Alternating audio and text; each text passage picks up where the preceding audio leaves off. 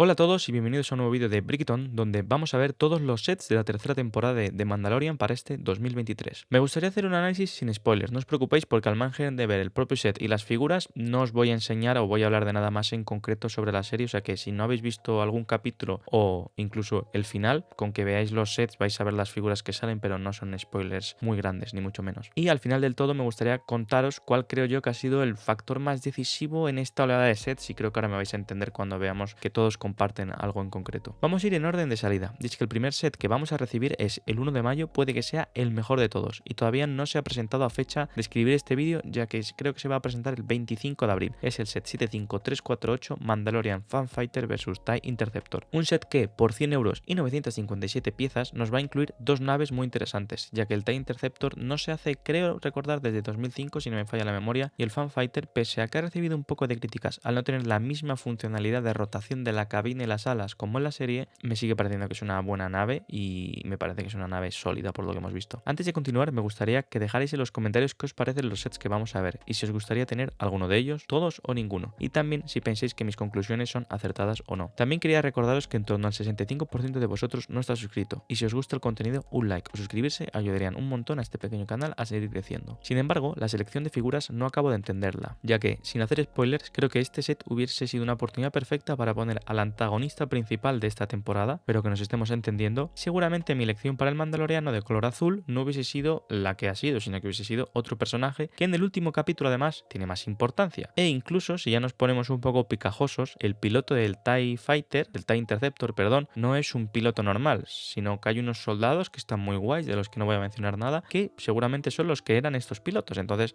hubiese sido increíble tenerlos, pero bueno. Al margen de hablar de una selección de figuras que pienso hubiese estado mejor, pero es toda una quimera, no voy a ser tonto y he de admitir que me parece un set súper bueno, y sobre todo si lo conseguimos por 80 euros, no creo que nadie se vaya a arrepentir de comprar este set o de que no estén las figuras que estén. Al fin y al cabo, las naves son muy buenas. Continuamos con los sets para mayo, y ahora tenemos el 75346, el Pirate Snoop Fighter, con un total de 285 piezas y un precio de 35 euros. Este set ha recibido bastantes críticas, puede que de los que más, y no por su nave, que sinceramente me parece que está guay, sino por el precio y lo que obtenemos de él. La crítica principal es que, por este precio, parecía que estamos empezando a recibir 3 minifiguras, como en el cazado Obi-Wan, y solo estamos recibiendo 2, aunque al margen de la cantidad, ambas figuras me parecen chulas, de buena calidad y son exclusivas para este set. También tiene como fecha de salida el 1 de mayo, como he comentado al principio, y este sí que lo veo compra obligada con descuento. ¿A qué me refiero compra obligada con descuento? Que yo no pagaría los 35 euros, pero si lo veo por 25 euros, por ejemplo, creo que es un buen set, que no es un mal set ni mucho menos, aunque le falte una minifigura. Avanzamos a agosto, y aquí vamos a recibir dos sets. En primer lugar tendremos el Microfighter, el set 75363 Mandalorian N1 Starfighter. Sinceramente, este set me parece guay, el diseño del Microfighter me gusta, ya sabéis que soy fan de los Microfighters desde hace ya un tiempo, pero como casi todos estos sets han recibido críticas por su precio. ¿Por qué? Pues porque hemos pasado de cobrar o de pagar 10 euros por los Microfighters a 16. Y sí que es cierto que tenemos dos figuras, pero Grogu es una figura, no es como una figura completa, que tiene un valor de unos 3 euros. Y sinceramente, creo que el precio adecuado hubiese sido los 13-12 euros más o menos. De todas formas, os puedo casi garantizar que este set va a estar rebajado constantemente al precio que os digo. Puede que no en la página de Lego, pero sí que en Amazon y en las diferentes tiendas, porque ya me suena que incluso su precio de reserva en Amazon de Estados Unidos me pareció ver que había estado a unos 13 dólares. Finalmente, también en agosto vamos a recibir el último set de la tercera temporada de Mandalorian, el set 75361 Tanque Araña, con un precio de 53 euros y 526 piezas. A ver si adivináis, este set también ha recibido críticas por su elevado precio. Os quiero contar cosas positivas, negativas y mi conclusión final de esta oleada de sets. Empezando por lo positivo, la figura de Bo-Katan me parece de las mejores de todo el año de Star Wars. Cuenta con un